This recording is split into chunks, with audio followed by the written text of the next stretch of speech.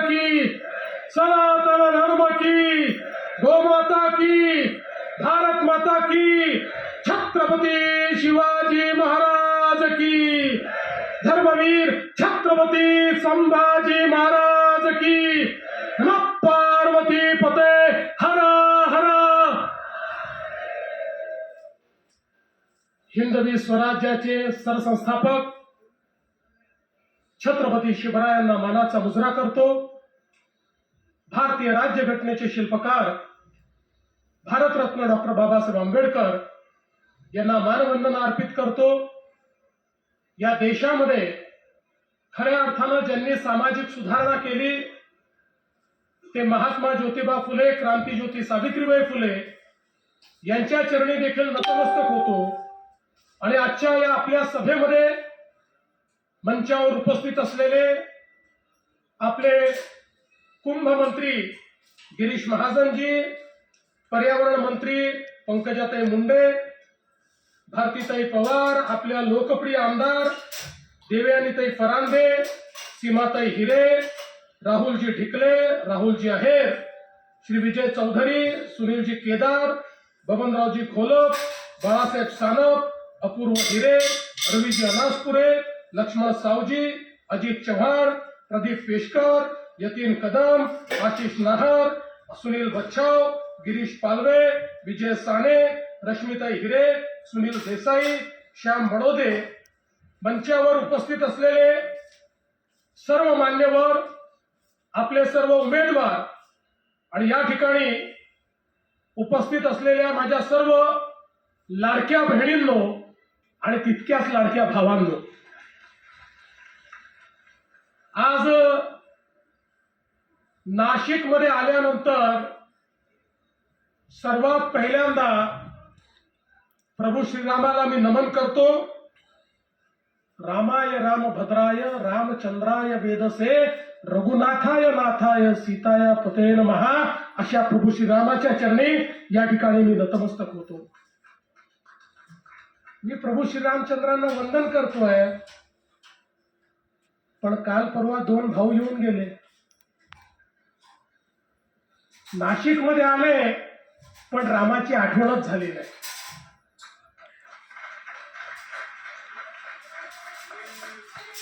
नाशिक मध्ये येऊन ज्यांनी राम मानला नाही, आता त्यांच्यामध्ये राम उरला नाही।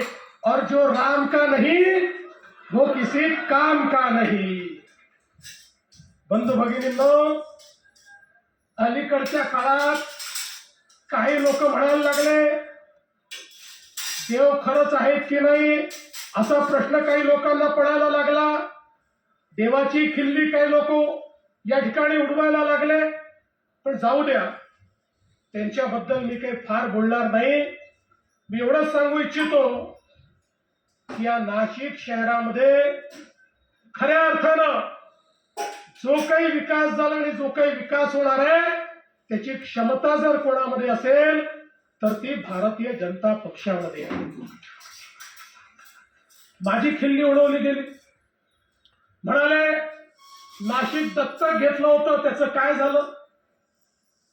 खऱ्या अर्थानं हो, या नाशिक मध्ये मी सांगितलं होतं मी नाशिक दत्तक घेतोय। मी त्यानंतर ही तक्रार नाही केली की मी नाशिक दत्तक घेतलं। 2017 साली आणि 2019 साली विरोधी पक्षाचा नेता झालो, 2च वर्ष मला मिळाले, पण याची तक्रार मी केली नाही, कारण तक्रार करणारे लोक आम्ही नाही आहोत।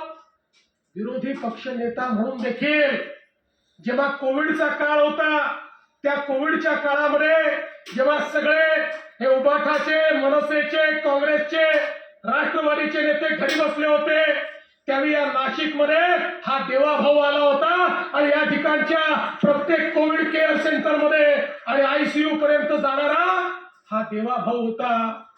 पण मला तुम्हाला विचारायचं आहे, तुम्ही किती वेळा नाशिकला आले? मी तर वर्षातून 4दा नाशिकला येतो, पण तुम्ही किती वेळा नाशिकला आले? निवडणुका आल्या की नाशिकला यायचं आणि निवडणुका संपल्या की नाशिकला विसरायचं, अशा पद्धतीनं हे जे निवडणूक पर्यटक आहेत, हे निवडणूक पर्यटक आहे, निवडणुकीच्या निमित्ताने हे पर्यटन करणारे लोक आहेत. आणि म्हणून काळजी करू नका. या ठिकाणी खऱ्या अर्थानं आजही मी तुम्हाला सांगतो, नाशिकशी माझं नातं तेच आहे. कालही होतं, आजही आहे आणि उद्याही राहील. या नाशिकची जबाबदारी आम्ही घेतली आहे. नाशिककरांनी तुम्हालाही सत्ता दिली होती, त्यावेळी तुम्ही काहीच केलं नाही. मी आजही सांगतो, ज्यावेळी कुंभमेळ्याची वेळ आली, कुंभमेळ्याच्या वेळी यांनी हात वर केले, काही करता येणार नाही म्हणून सांगितलं.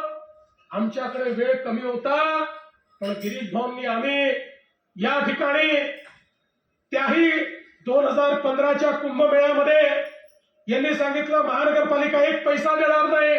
म्हटलं काही हरकत नाही, सगळा पैसा राज्य सरकारच्या वतीने देईन. सगळा पैसा त्यावेळी राज्य सरकारच्या वतीने दिला आणि कुंभमेळा निर्विघ्न पार पडला. ईश्वराच्या कृपेने 2015चा कुंभमेळ्याच्या इतिहासातला एकमेव कुंभमेळा आहे ज्याच्यामध्ये एकाही व्यक्तीचा मृत्यू झाला नाही. अतिशय सेफ असा कुंभमेळा त्यावेळी आपण पार पडला. आणि म्हणून आपण जर बघितलं तर मोठ्या प्रमाणात या ठिकाणी कुंभमेळ्याची देखील खिल्ली उडवणारे हे लोक आहेत. गंगेचं पाणी पिणार नाही म्हणून सांगतात आणि गोदातीरी येऊन या ठिकाणी भाषण करतात. अशा पद्धतीचे काम करणारे लोक आहेत. मी तुम्हाला सांगतो, आपण प्रश्न विचारला ना, आमचा काय आराखडा आहे, आम्ही काय काम केलंय, आम्ही काय काम करणार आहोत. मी तुम्हाला या ठिकाणी सांगू इच्छितो, इतक्या मोठ्या प्रमाणात जवळजवळ 30,000 कोटी रुपयाची कामं आता या नाशिकमध्ये आणि नाशिकच्या परिसरामध्ये आम्ही हातामध्ये घेतली आहेत. या नाशिकला बदलवून दाखवण्याची ताकद आमच्यामध्ये आहे. आज नाशिकचं जे विमानतळ आहे, या विमानतळाचा विकास आपण हातामध्ये घेतला. 640 कोटी रुपये राज्य सरकार देत आहे, 600 कोटी रुपये केंद्र सरकार देत आहे आणि या विमानतळाचा विस्तार करून नाशिकचं विमानतळ हे वर्ल्ड क्लास विमानतळ तयार करण्याचा आमचा प्रयत्न आहे. ज्या विमानतळामध्ये जी कॅपॅसिटी आहे त्याच्या 4 पट जास्त कॅपॅसिटी या ठिकाणी आम्ही तयार करतो. जास्तीत जास्त विमानं उतरू शकतील ही व्यवस्था आम्ही करतो. केवळ कुंभपूरचं हे विमानतळ नाही आहे. आज जगाच्या पाठीवर उद्योग त्याच ठिकाणी जातात जिथे चांगलं विमानतळ असतं, जिथे चांगली कनेक्टिव्हिटी असते. गुंतवणूक त्याच ठिकाणी होते जिथे वेगवेगळ्या देशांची, वेगवेगळ्या राज्यांची कनेक्टिव्हिटी असते. त्यामुळे हा जे विमानतळ आम्ही तयार करतो, हे विमानतळ भविष्यातल्या नाशिकचा विचार करून, भविष्यातल्या नाशिकला एक औद्योगिक नगरी म्हणून या ठिकाणी तयार करण्याकरता, नाशिकच्या पर्यटनाला चालना देण्याकरता हे विमानतळ आपण तयार करतो. आणि त्यासोबत नाशिकची पुढची जीवन वाहिनी म्हणून 10,000 कोटी रुपयाचा नाशिकचा नवीन रिंग रोड आम्ही तयार करतो. हा केवळ रोड नाही आहे, नाशिकच्या भविष्याची नांदी म्हणजे हा रिंग रोड आहे. हा रिंग रोड 260 स्क्वेअर किलोमीटरचा एरिया नाशिकचा, याला व्यापून त्याला विकासाकडे नेणार आहे. 4 राष्ट्रीय महामार्ग, 4 राज्य महामार्ग, समृद्धी महामार्ग, नाशिक चेन्नई महामार्ग, या सगळ्या महामार्गांना जोडणारा हा रिंग रोड या ठिकाणी तयार होणार आहे. यातनं एक असं ऍग्लोमरेशन पुढे तयार होणार आहे की ज्यातनं आमचं शहरीकरण देखील आम्ही मॅनेज करू आणि उद्योगाकरता एक अतिशय महत्वाची जागा या रिंग रोडच्या माध्यमातून तयार होईल. पर्यटनाकरता ही जागा तयार होईल आणि या नाशिकला पूर्व, पश्चिम, उत्तर, दक्षिण सगळीकडे जोडण्याचं काम या रिंग रोडच्या माध्यमातून होणार आहे. आणि एका रेकॉर्ड स्पीड मध्ये या नाशिकचा रिंग रोड आम्ही या ठिकाणी करून दाखवणार आहोत. या ठिकाणून अगदी तिरुपतीला जरी जायचं असेल 12 तासामध्ये बाय रोड तुम्ही जाऊ शकाल अशा पद्धतीचा हा रिंग रोड या ठिकाणी आपण करतो. नाशिक, सोलापूर, अक्कलकोट 6 लेनचा ग्रीनफील्ड हा कॉरिडॉर करतो 19,000 कोटी रुपयाचा. नाशिक पुणे 6 पदरी महामार्ग आपण करतो आणि समृद्धी महामार्ग त्या महामार्गापासून वाढवण पर्यंत एक थेट महामार्ग करतो. हे कशा करता करतो? कारण पुढच्या काळामध्ये वाढवणचं जे बंदर आहे, वाढवणचं बंदर जगातल्या पहिल्या 10 बंदरांपैकी होणार आहे. आणि आता आमच्या नाशिक पासून जो आम्ही ऍक्सेस कंट्रोल रोड करतोय 100 किलोमीटरवर हे बंदर येणार आहे. त्यामुळे ज्या प्रकारे मुंबईच्या बंदराचा फायदा होऊन पुणे हे या ठिकाणी मॅन्युफॅक्चरिंग हब झालं, टेक्नॉलॉजीचं हब झालं, मुंबई आणि MMR रिजन झालं. वाढवण बंदरामुळे आमचं नाशिक हे या ठिकाणी मॅन्युफॅक्चरिंग हब होणार आहे, आमचं नाशिक हे टेक्नॉलॉजी हब होणार आहे. 100 किलोमीटर मध्ये जगातल्या 10व्या क्रमांकाचं पोर्ट हे आपल्या नाशिकला या ठिकाणी येणार आहे आणि त्याचं पोर्ट लेड डेव्हलपमेंट हे सगळं या नाशिक मध्ये आणण्याचं काम आम्ही या ठिकाणी करणार आहोत. त्यामुळे औद्योगिक क्षेत्र आणि त्यासोबत लॉजिस्टिकचा विकास आम्ही करणार आहोत. माननीय मोदीजींनी एवढ्या मोठ्या प्रमाणात हे सगळे महामार्ग नाशिकला का दिले? कारण पुढच्या काळामध्ये नाशिकला ट्रान्सशिपमेंटचं लॉजिस्टिक हब म्हणून या ठिकाणी विकसित करायचं आहे, ज्यातनं हजारो तरुणांच्या हाताला काम मिळेल आणि या ठिकाणी सप्लाय चेनचा भाग म्हणून आमचं नाशिक हे आधुनिकतेकडे जाणार आहे. आज आपण जर बघितलं तर रेल्वेचा विस्तार करतोय. नाशिक पुणे आपण रेल्वे करतोय, ज्या रेल्वेच्या माध्यमातून हाय स्पीडच्या माध्यमातून आपल्याला काही तासांमध्ये त्या ठिकाणी या रेल्वेनी जाता येईल. 200 किलोमीटरच्या स्पीडने चालणारी रेल्वे ही या ठिकाणी नाशिक आणि पुण्याच्या मध्ये आपण तयार करतोय. एकीकडे नवीन रस्ता होतोय, दुसरीकडे नवीन रेल्वे होते आणि त्यासोबत आता समृद्धी महामार्गामुळे आपलं मुंबई देखील जवळ आलाय. काही लोक म्हणतात मुंबईला पोहोचतो लवकर, पण भिवंडी पासनं वेळ लागतो. आता चिंता करू नका, आंबडे फाट्यापासनं थेट आम्ही एक रोड काढतोय जो ईस्टर्न फ्रीवेला जाणार आहे आणि त्यातनं थेट मुंबई पर्यंत तुम्ही जाऊ शकणार आहे. म्हणजे आता याच्या पुढे मुंबई पर्यंत नाशिककरांना पोहोचायला 2.25 तास लागतील, त्याच्यावर वेळ लागणार नाही. अशा पद्धतीचं काम हे देखील या ठिकाणी आपण करतोय. आणि यासोबत मगाशी ताईंनी सांगितलं या नाशिक मध्ये वेगवेगळी कामं हातामध्ये घेतली. द्वारका सर्कलला आपल्याला माहिती आहे ज्या प्रकारे ट्रॅफिकचा त्या ठिकाणी खोळंबा होतो आणि अनेक लोकांना अडचणीचा सामना करावा लागतो. त्या ठिकाणी 400 कोटी रुपये देऊन अंडरपास आपण डेव्हलप करतोय आणि नवीन पद्धतीनं त्या सर्कलची पूर्ण मांडणी करतोय. कोणालाही एकही मिनिट त्या ठिकाणी खोळंबून राहावं लागणार नाही. अशा पद्धतीनं आपण या ठिकाणी हे काम करतो. एवढंच नाही तर आपल्याला माहिती आहे आता गिरीश भाऊंनी सांगितलं आपल्या नाशिक मधले रस्ते हे चांगले करायला हातात घेतले आणि मग लक्षात आलं डांबरी रस्ते म्हणजे दरवर्षी तेच रस्ते, त्याच्यावरचे खड्डे, पाऊस पडला म्हणून खड्डे, आणि म्हणून निर्णय केला 60 पेक्षा जास्त नाशिक मधले रस्ते याला आम्ही व्हाईट टॉपिंग करणार आहोत, कॉन्क्रिटीकरण त्याचं करणार आहोत. 2100 कोटी रुपयाला दिले. या 60 रस्त्यांवर नाशिकचा 80% ट्रॅफिक चालतो. हे 60 रस्ते पुढच्या 50 वर्षाकरता खड्डे मुक्त असतील, याच्यावर एकही खड्डा पडणार नाही. 80% ट्रॅफिकला कुठल्याही या ठिकाणी खड्ड्यांचा सामना करावा लागणार नाही. 24/7 या ठिकाणी पिण्याच्या पाण्याची योजना करायची आहे. गंगापूर धरणातनं पाईपलाईन 35 वर्ष जुनी आहे, त्याला नवीन पाईपलाईन देऊन त्या ठिकाणी त्याची दुरुस्ती करून आणि त्या ठिकाणी नवीन पाईपलाईनचं काम 70% आपण पूर्ण केलंय आणि या माध्यमातून मोठ्या प्रमाणात पिण्याचं पाणी आणण्याचं काम आपण करतो आहोत आणि जास्त दाबाने ते पाणी आणण्याचं काम करतो. पुढच्या काळामध्ये नाशिकच्या सगळ्या भागामध्ये प्रत्येकाच्या घरामध्ये प्रेशरने पाणी द्यायचं हा प्रयत्न आपला आहे. त्याकरता ही सगळी कारवाई आपण हातामध्ये घेतली आहे. आज आपण बघा मुकणे धरणातून जलशुद्धीकरणाचा प्रकल्प आपण हातात घेतला. 25 वर्षाचं पुढच्या पुढच्या 25 वर्षाचं नियोजन केलंय. 1 वर्षात काम पूर्ण करणार आहोत आणि या माध्यमातून आता या ठिकाणी 47 वेगवेगळ्या टाक्यांच्या माध्यमातून या ठिकाणी पाणी देण्याचं काम आपण करणार आहोत आणि सगळ्यांना पाणी मिळालं पाहिजे असा प्रयत्न आहे. गोदावरी स्वच्छ करण्याकरता आपण त्या ठिकाणी 1000 कोटी रुपयाची गुंतवणूक केली.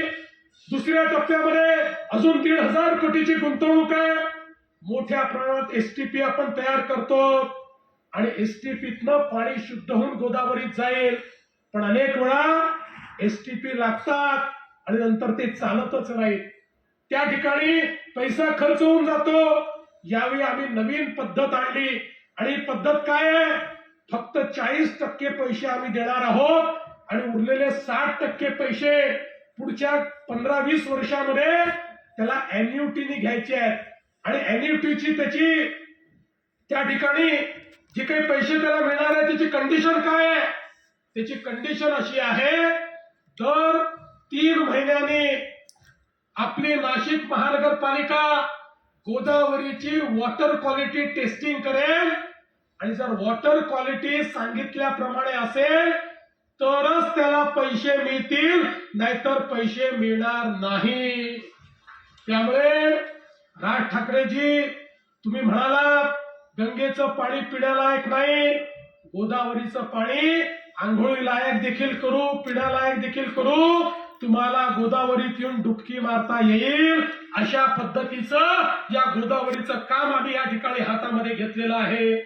दोन्ही बाजूला जे काही सिवरेज आहे त्याच्या संदर्भात आपण कारवाई करतो आणि हे करण्याकरता नाशिक महानगरपालिका ही देशातली पहिली अशी महानगरपालिका ठरली की ज्याने ग्रीन बॉन्ड्स काढले आणि ग्रीन बॉन्डच्या माध्यमातून आपल्या मोदीजींनी सांगितलं होतं, जी महानगरपालिका ग्रीन बॉन्ड काढेल त्याला आम्ही अनुदान देऊ.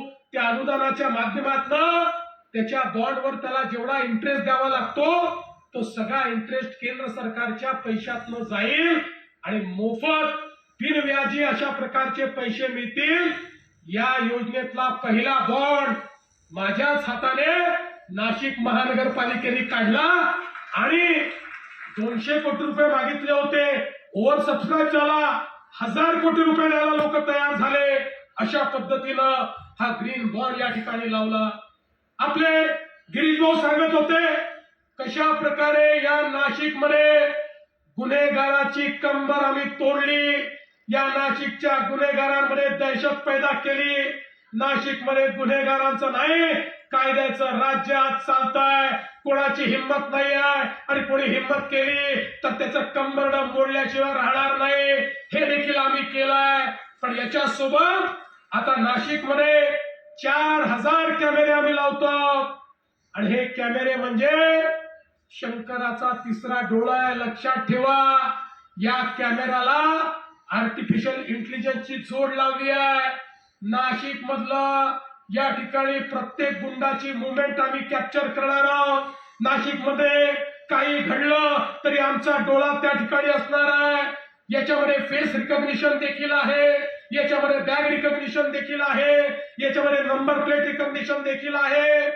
सगळ्या प्रकारे आता नाशिक मध्ये कोणी बदमाशी करणार नाही याच्यावर नजर ठेवण्याकरता पोलिसांना आपण या ठिकाणी तिसरा डोळा दिलेला आहे. आणि त्यासोबत नाशिक महानगरपालिकेचं स्वतःचं फायबर ऑप्टिक टाकून एक प्रकारे नाशिकला स्मार्ट आणि सेफ सिटी मध्ये कन्व्हर्ट करण्याचं काम हे आपल्या राज्य सरकारच्या माध्यमातून या ठिकाणी करतो. आणि म्हणून बंधू भगिनींनो, आज या सगळ्या गोष्टी ज्या आपण करतो, या करत असताना पाणी पुरवठा असेल, सिवरेज असेल, बीएसएनएल असेल, ऑप्टिक फायबर असेल, गॅस पाईपलाईन असेल, या सगळ्या गोष्टीचं काम एकत्रित हातात घेतलेलं असल्यामुळे पुढच्या काळात पुन्हा पुन्हा नाशिक खोदा अशा प्रकारची किमान महत्वाच्या रस्त्यावर वेळ येणार नाही अशा प्रकारचा आमचा प्रयत्न आहे. अनेक गोष्टी या ठिकाणी सांगता येतील.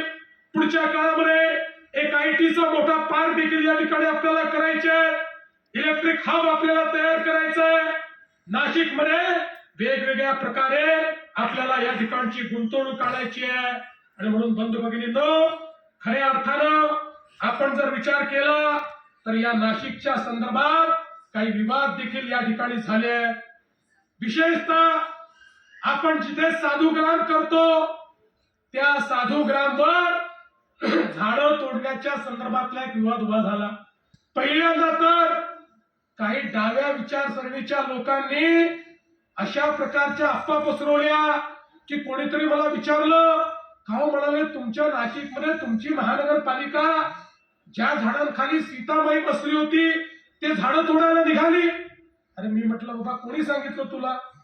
यामध्ये जे सत्य आहे ते तुमच्यापर्यंत पोहोचलं पाहिजे. ही जी जागा आहे या जागेमध्ये साधुग्राम आपण करतो. 1993 पासून रिझर्वेशन आहे. 3 लाही केलं, 15 लाही केलं, आताही आपण करणार आहोत. बंधू भगिनींनो, खरं म्हणजे 2002 साली माझ्याकडे आता ठराव आहे. 2002 साली महानगरपालिकेने ठराव केला होता ही जागा अक्वायर करायचा. किती पैसे लागणार होते माहितीये? तेव्हाच्या किमतीप्रमाणे 7 कोटी रुपयात ही 54 एकर सगळी जागा ही अक्वायर होणार होती. ठीक आहे, राज्यकर्त्यांना वाटलं नाही, त्यांनी केली नाही. त्यानंतर आपण जर या साधुग्रामच्या जागेचा विचार केला तर आता माझ्याकडे 2 गुगल मॅप आहे. हा गुगल मॅप आहे, हा 2014-15चा गुगल मॅप आहे. इथे कुठे झाडं आपल्याला दिसतात का बघा? कोणीही गुगलवर जाऊन हा मॅप काढू शकतो. हा 2014-15चा गुगल मॅप आहे आणि हा 2020-21चा गुगल मॅप आहे आणि त्यानंतर 25चा 2023-24चा गुगल मॅप आहे. याच्यामध्ये आपल्याला ती सगळी झाडं दिसतात. ही जी झाडं आहेत ना या ठिकाणी लागलेली, ज्यावेळी या महाराष्ट्रामध्ये 50 कोटी वृक्षारोपणाचा आपण निर्णय केला आणि त्याआधी आपल्याकडे आपण ज्यावेळेस जागा शोधून काढल्या कुठे वृक्षारोपण करायचं आहे, नाशिक महानगरपालिकेत आपली सत्ता होती. आपल्या लोकांनी निर्णय केला की या ठिकाणी वृक्षारोपण करायचं, रिकामी जागा आहे आणि ही वृक्ष आहेत त्यातली काही मोठी जुनी वृक्ष आहेत, काही आपण वृक्षारोपण केलेली आहेत आणि काही झुडपं आहेत. पण मी तेवढं राजसाहेब, उद्धव साहेब हे या ठिकाणी येऊन गेले. या महानगरपालिकेवर ज्यावेळेस त्यांचा 16/4/2016 हा महानगरपालिकेचा ठराव आहे. 16/4/2016 राजसाहेब आपले महापौर होते, आपली महानगरपालिका होती आणि त्या ठिकाणी काय म्हटलंय? 54 एकर जागा विना वापर पडून आहे. त्याच्यावर खुले महांतर, मनोरंजन, सर्कस, खेळाचं मैदान, वेगवेगळ्या प्रकारचे उत्सव या सगळ्या करता आणि मग चौपाटी, नवीन नर्सिंग कॉलेज या सगळ्या करता याचा उपयोग करून यातनं पैसे महानगरपालिकेला कमवता येतील म्हणून कमर्शियल उपयोग करण्याकरता माननीय राज ठाकरे साहेब महानगरपालिकेत आपली सत्ता असताना 16/4/2016 रोजी तुम्ही हा ठराव केला. त्यानंतर आमची सत्ता आली. आमची सत्ता आल्यानंतर आम्ही कमर्शियल वापर नाही केला, झाडं लावून त्या ठिकाणी त्याला हिरवगार केलं. आणि आज पुन्हा एकदा सांगतो, गिरीश भाऊंनी सांगितलं काही झुडपं आहेत, ती झुडपं त्या ठिकाणी तोडायची आहेत. पण त्याही संदर्भात आता उच्च न्यायालयामध्ये केस चाललेली आहे. मान्य असेल आम्ही झाडं लावणारी लोक. मी गिरीश भाऊंचं अभिनंदन करेन. 20,000 अशी झाडं गिरीश भाऊंनी आणली. पुढच्या 5 वर्षामध्ये ज्या ठिकाणी झाडं लागली आहेत तिथे जाऊन भेटल्यानंतर लावलाय का अशा पद्धतीनं त्या ठिकाणी त्यांनी काम केलंय. आणि म्हणून कुंभमेळा तर करायचा आहे, पण या ठिकाणी हे जे डावे लोक आले आहेत, हे जे लोक या ठिकाणी सांगतायत की साधू येऊन या ठिकाणी चिली मोडतात, त्यांना आमच्या धर्माबद्दल माहिती नाही, त्यांना आमच्या संस्कृतीबद्दल त्यांना हे माहिती नाही. आणि अनादी काळापासून या नाशिकच्या तीरावर या ठिकाणी कुंभमेळा होतो. हा कुंभमेळा हा केवळ काही लोकांचा उत्सव नाहीये. हा कुंभमेळा प्राचीन अशा प्रकारची संस्कृती आहे. त्याची प्राचीन संस्कृतीचं दर्शन किती लोक आले तरी हा कुंभमेळा बंद पडणार नाही. आणि औरंगजेबाने प्रयत्न करून पाहिला, तो कुंभमेळा बंद करू शकला नाही. आणि आता कोणत्या औलाद सुरू केला त्या औलादींना सांगतो, आणि जेव्हा अकबराच्या बापाचा बाप बापाचा बाप बापाचा बापही पैदा झाला नव्हता, तेव्हाही याच नाशिकमध्ये या ठिकाणी कुंभमेळा होत होता. त्यामुळे अशा प्रकारच्या नालायकांना त्यांची जागा दाखवून देण्याकरता आज आपल्याला काम करण्याची आवश्यकता आहे. कामं या ठिकाणी चालली आहेत. आपण बघा, या ठिकाणी 1300 कोटी घेतलेलं आहे. राष्ट्रीय महामार्गाचं 2700 कोटी रुपयाचं काम घेतलंय. एसटीपीचं अजून वेगळ्या प्रकारे 1483 कोटीचं काम घेतलंय. या ठिकाणी घाटांचा विस्तार 2.5 किलोमीटर पर्यंत आपण करतोय. रामकाल पथ खऱ्या अर्थानं हा जो रामकाल, मी तुम्हाला सांगतो, पुढच्या काळामध्ये लोक आज नाशिकला येतात, त्या ठिकाणी काळाराम मंदिर पाहतात, पंचवटी पाहतात. नाही, हा रामकाल पथ अशा प्रकारे आपण करणार आहोत की खऱ्या अर्थानं रामायण प्रत्यक्ष या ठिकाणी आपल्याला पाहायला मिळतं. अशा प्रकारचं काम आपण करणार आहोत. यासोबत आपण नाशिक पोलिसांना देखील 364 कोटी रुपये शहरामध्ये दिलेत, की ज्या माध्यमातून मोठ्या प्रमाणात आपण काम करणार आहोत. आणि साधू ग्रामची जागा देखील 2400 कोटी रुपये देऊन त्या ठिकाणी आम्ही एक्वायर करणार आहोत. आणि आज तुम्हाला कमर्शियल उपयोग करायचा नाही, ही जागा आम्ही खुलीच ठेवणार आहोत.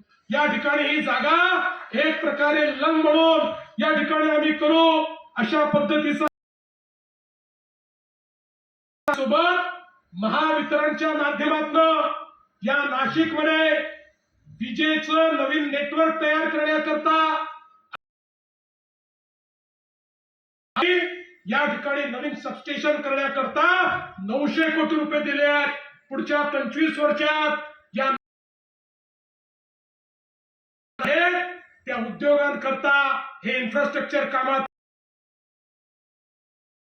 सांगितलं की कोणती गुंतवणूक आली, आम्हाला विचारलं, यादीच घेऊन आलोय.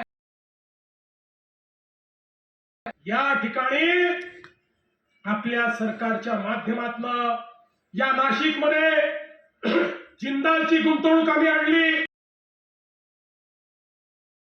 या ठिकाणी रिलायन्सची गुंतवणूक आणली 5000 कोटी रुपये. महिंद्रा अँड महिंद्राची गुंतवणूक आणली इलेक्ट्रिक व्हेकल मध्ये. 10,000 लोकांना या ठिकाणी रोजगार देणार आहे. क्रॉम्प्टन ग्रीव्हीसची आम्ही गुंतवणूक आणली 1155 कोटी रुपये. कोटी रुपये इपिरॅकची गुंतवणूक आणली 350 कोटी रुपये.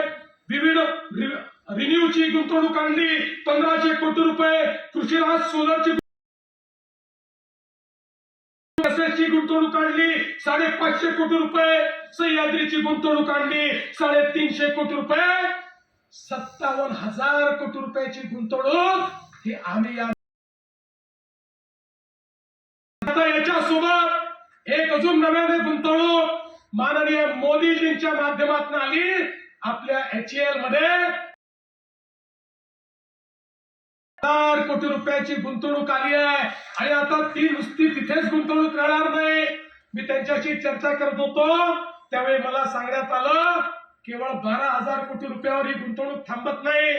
याच्यामुळे 1500 अँसिलरी युनिट आता या ठिकाणी येणार आहेत.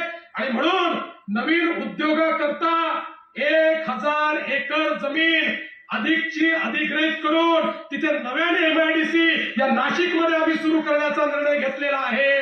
आणि एवढंच नाही तर आता केंद्र सरकार आपल्याला जो डिफेन्स कॉरिडॉर देतो आहे, त्या डिफेन्स कॉरिडॉर मध्ये 3 डिफेन्स कॉरिडॉर आपल्याला दिल्यात.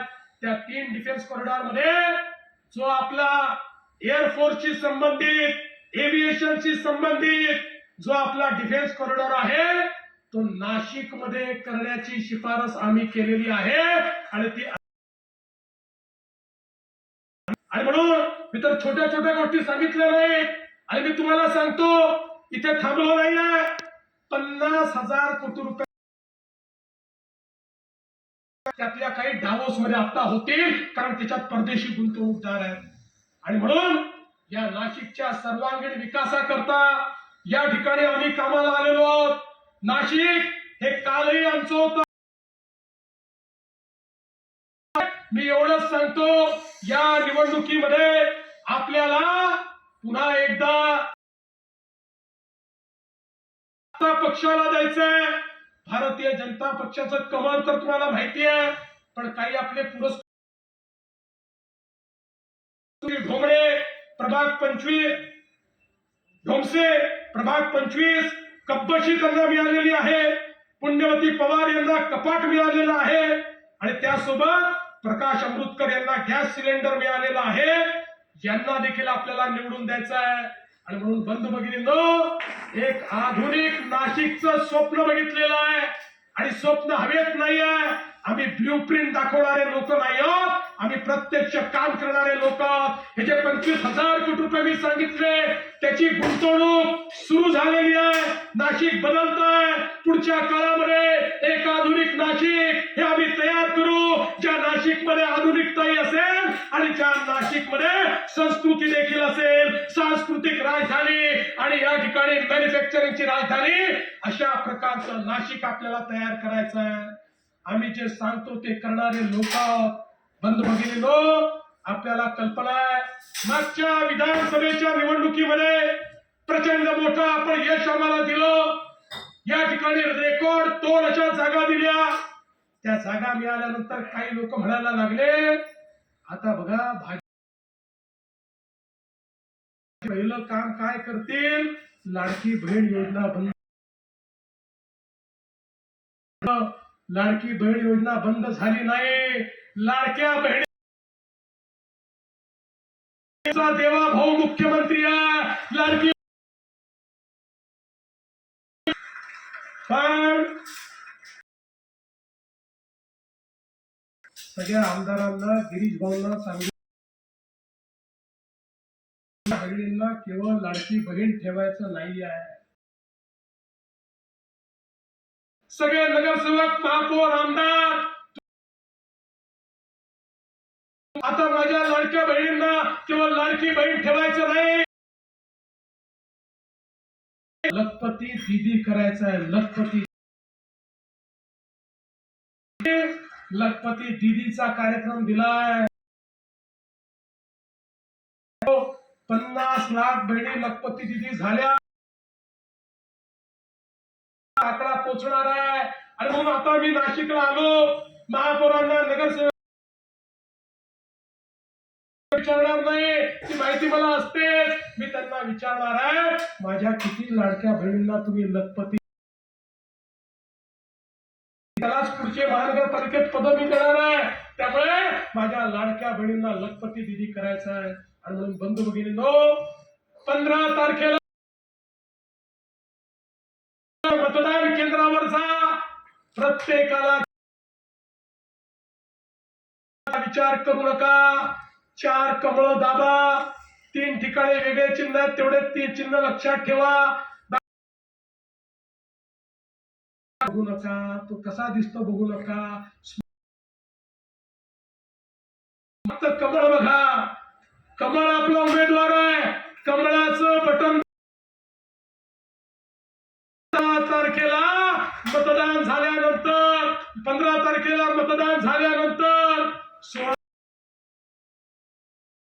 तारखेला कमळाची काळजी तुम्ही घ्या. 16 तारखेची काळजी आम्ही घेऊ हा विश्वास तुम्हाला देतो.